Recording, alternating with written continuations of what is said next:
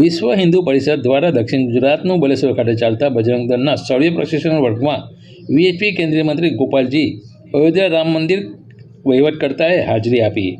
વિશ્વ હિન્દુ પરિષદ વીએચપી દ્વારા દક્ષિણ ગુજરાતમાં બજરંગ દળના સ્થળીય પ્રશિક્ષણ વર્ગ બલેશ્વર ખાતે ચાલી રહ્યો છે, જ્યાં 130 જેટલા કાર્યકર્તાઓ પ્રશિક્ષણ લઈ રહ્યા છે. એક અઠવાડિયાથી ચાલતા આ વર્ગમાં કાર્યકર્તાઓએ આર્મી બેઝ ટ્રેનિંગ સાથે શારીરિક, માનસિક અને બૌદ્ધિક શિક્ષણ આપવામાં આવી રહ્યું છે. જ્યાં આજરોજ વિશ્વ હિન્દુ પરિષદના કેન્દ્રીય મંત્રી અને અયોધ્યા શ્રી રામ મંદિર જન્મભૂમિ ઉપર બનેલા શ્રી રામ મંદિરના મુખ્ય વહીવટકર્તા શ્રી ગોપાલજી એ બજરંગ દળના પ્રશિક્ષણ વર્ગમાં ઉપસ્થિત રહી કાર્યકર્તાઓને ભારતના હિન્દુ ધર્મના શૂરવીરોનો ઇતિહાસ, કથાઓ ઉપરની ઘટનાઓની જાણકારી આપી હતી.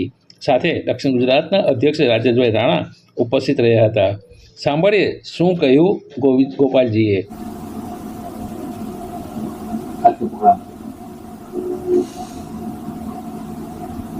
आज भारत की दृष्टि से बहुत आनंद का दिन है.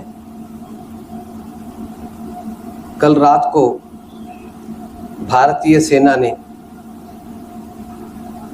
पाक आक्रमित कश्मीर में उग्रवादियों के अड्डे पर आक्रमण करके 100 से अधिक आतंकवादियों को और उनके अड्डे को नाश किया है.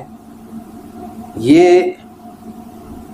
पहलगाम में अपने माताओं की सिंदूर को मिटाने का प्रयास उन्होंने किया और चुनौती दिया, उसका उत्तर है.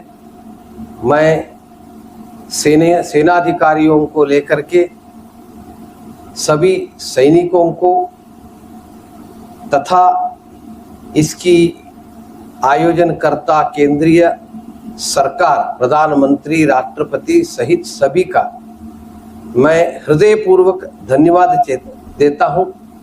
और मेरा आग्रह रहेगा कि जब तक ये उग्रवादियों को अड्डा वहां बना रहेगा तब तक भारतों की सुरक्षा के लिए खतरा है.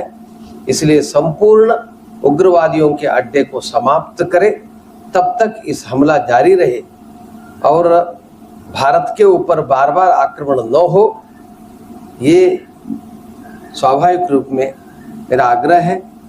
और भारतीय जनता को, संपूर्ण भारत की जनता सतर्क रहे और अगर इसके प्रतिकार कुछ होता है तो इसको सामने करने के एक स्वाभाविक एक स्वभाव हमारा बने और हम सब मिलकर के भारत के स्वाभिमान को बचाए रखने के लिए जो भी प्रयास सरकार करता है उस हम सब साथ हैं, ऐसा एक वातावरण निर्माण हो, ये मेरी आग्रह है.